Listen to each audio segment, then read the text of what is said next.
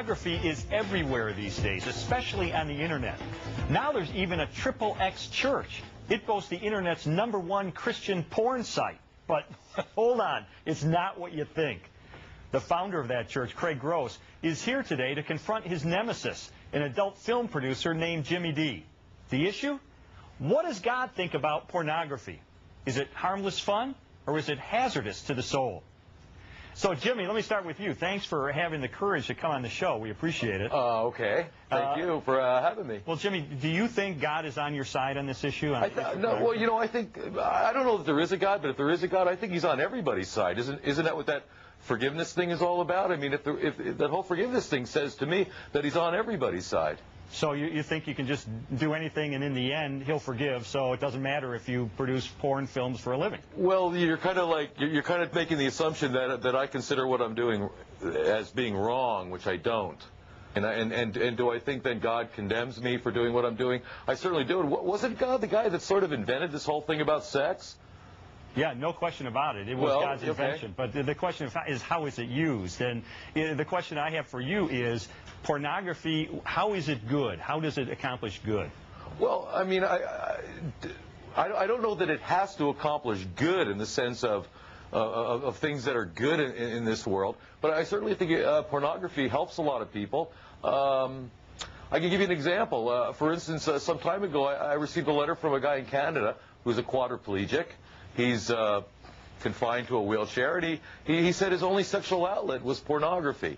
I've talked to couples in relationships and marriages and who have told me that after their relationship gets a little stale, pornography has helped put a little bit of spice back into it. Okay, those are legitimate points. Craig, how do you respond to that? Doesn't pornography tend to diminish intimacy between couples, or what do you think? You know, first of all, I would just say to Jimmy's defense, here is a pornographer himself who's willing to help our cause in keeping this away from kids. So we could take it a little easy on Jimmy D, because he's actually trying to do some good. But on the other hand, a paraplegic or some of the stories that Jimmy might have, a lot of times sex and pornography, they say pornography is used to educate people, and you know that's a great thing about it. And I would say it's another lie of pornography. Pornography is used to sell, and a lot of the things that are shown in pornography, I know in a normal marriage relationship, you could never do that in a normal relationship, what is shown in pornography these days.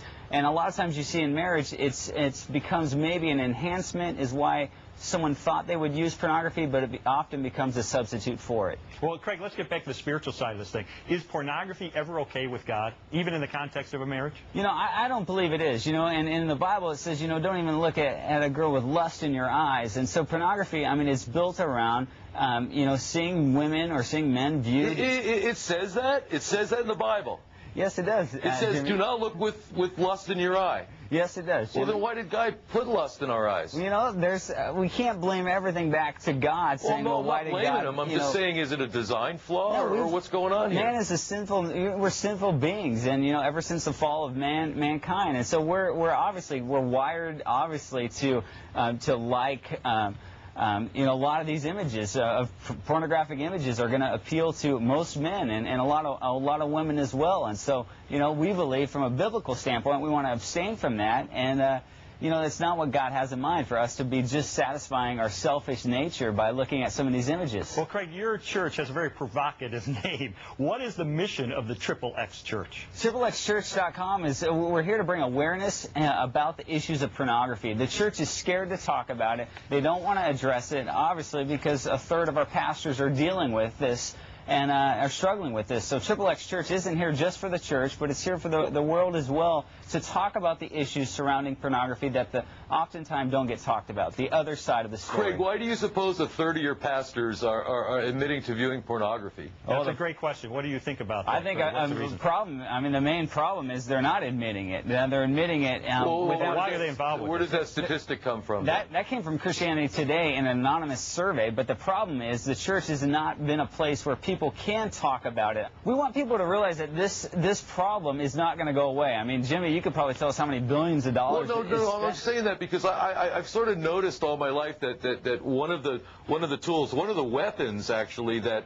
religion uses is guilt, and if you take some of that uptightness away, maybe the guilt doesn't work anymore, and that's kind of how you keep people in line a little bit. Well, I wouldn't tell anybody not to look at porn just because they're going to feel guilty for looking at it. I mean, there's a lot of other reasons not to look at this stuff, and it's not, if we're talking about... Well, because there's certainly no reason to feel guilty looking at it. Right? Well, if you're a believer, and if you believe that, this isn't in God's plan, and this sin is separating you, from God, that you want to restore that relationship with Him and withhold from practicing sin. I know many of men that have lost their jobs, that have lost their businesses, that have lost their families, and have cheated on their wives because that all stems from their addiction to pornogaphy. We're going to get into a specific case. Don't you think maybe it stems from the addictions in general, that they lean towards addictions, whether it could be booze, or whether it could be drugs, or whether it could be any sex? No, Jimmy, you guys are smart. You know why every internet porn site's free for the first, 3 or 4 days, or the first couple pages? Because if guys or women see this stuff, they're going to be hooked. This is stronger than any of those other addictions,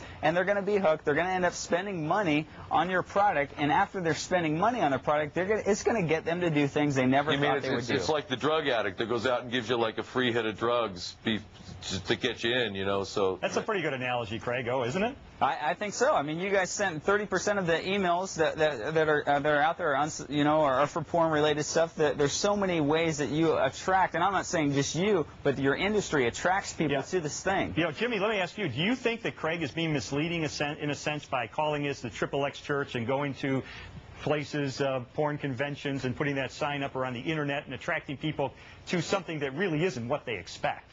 I actually admire Craig and Mike for coming up with a great hook and coming up with some great shtick there, because they believe in what they're doing, and what they came up with certainly grabs a lot of people's attention, and so it's great marketing. Thanks, Jimmy. So we think... isn't religion... Isn't marketing part of religion as well? I think, our point is to get our message across. Absolutely. In any way you can get it across, right? Okay. 3 X's in front of church seem to work. Well, Craig, I know you have to leave. I want to thank you for stopping in. Next, we're going to hear from a former Playboy centerfold.